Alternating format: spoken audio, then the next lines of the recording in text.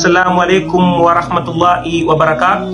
Na nyinyi ambao hamkubahatika kuwa Waislamu, Bwana Yesu asifiwe. Inshallah leo nataka niwazungumzie baina ya wale watu ambao wenye tabia hizi. Kama utakuwa na tabia hizi, basi fahamu ya kwamba utakuwa umeusudiwa na minalijini wal ins, umeusudiwa na wachawi. Aidha hayo maradhi uliokuwa uko nayo katika mwili wako ndiyo chanzo na ndiyo sababu ya kila jambo ambalo unalolifanya katika maisha yako linakuwa gumu na aliendi, kutokana na tabia hizi ambazo nitakazozitaja hapa. Kama utakuwa nazo mojawapo, basi jua ya kwamba wewe utakuwa umeusudiwa na wachawi, utakuwa umeusudiwa na majini, ndiyo maana mambo yako hayaendi vizuri. Kati ya tabia ya kwanza ni wale watu ambao waliokuwa na hasira za haraka. Ukijijua ya kwamba wewe utakuwa na hasira ya haraka, basi jua ya kwamba hautodumu katika mapenzi, hautodumu katika ndoa, na alkadhalika hata katika biashara ya aina yoyote unaweza ukajikuta unafilisika kwa kila jambo au kwa kila biashara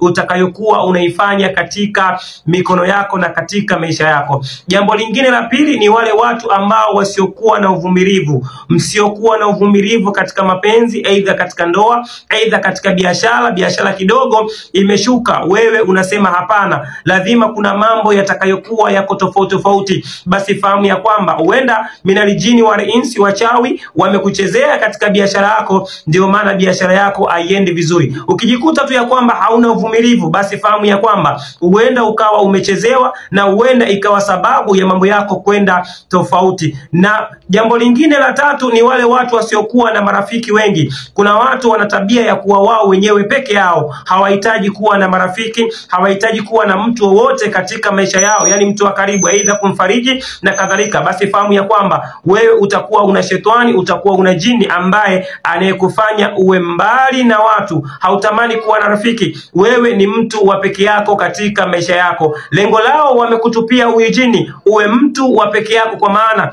hata kama utakuwa na matatizo ukose msaada katika maisha yako ya aina yoyote. Hata kama utakapokuwa na matatizo ukienda kuomba msaada sehemu yoyote ili watu wakusaidie, hao watu watakuwa ni wakukutenga na utakuwa unakosa misaada hata kwa ndugu zako wa karibu. Nafikiri utakuwa umenelewa. Jambo lingine la nne, hawa watu ni wagumu kuomba msamaha, hasa wanapokuwa wamewakosea wapenzi wao, wamewakosea waume zao, aidha wamewakosea mabosi zao kazini na sehemu nyingine kadhalika. Anaweza akatenda maudhi, anaweza akafanya jambo akajua ya kwamba amekosea, lakini kuomba msamaha anakuwa mgumu. Basi fahamu ya kwamba huenda huyu mtu akawa yuko na shetani katika mwili wake, na huyu shetani akawa anamtia kisilani na akawa anamtia maradhi mengine ambayo uko nayo hapo katika mwili wako na yanakusumbua. Tabia nyingine, hawa watu ni wepesi kuwakosoa wenzao, haswa katika mambo fulani. Ukijikuta kwamba wewe ni mwepesi kumkosoa mwenzako katika jambo fulani, tena hadharani mbele ya watu, pasipo kuhofia kwamba unamdhalilisha na kadhalika,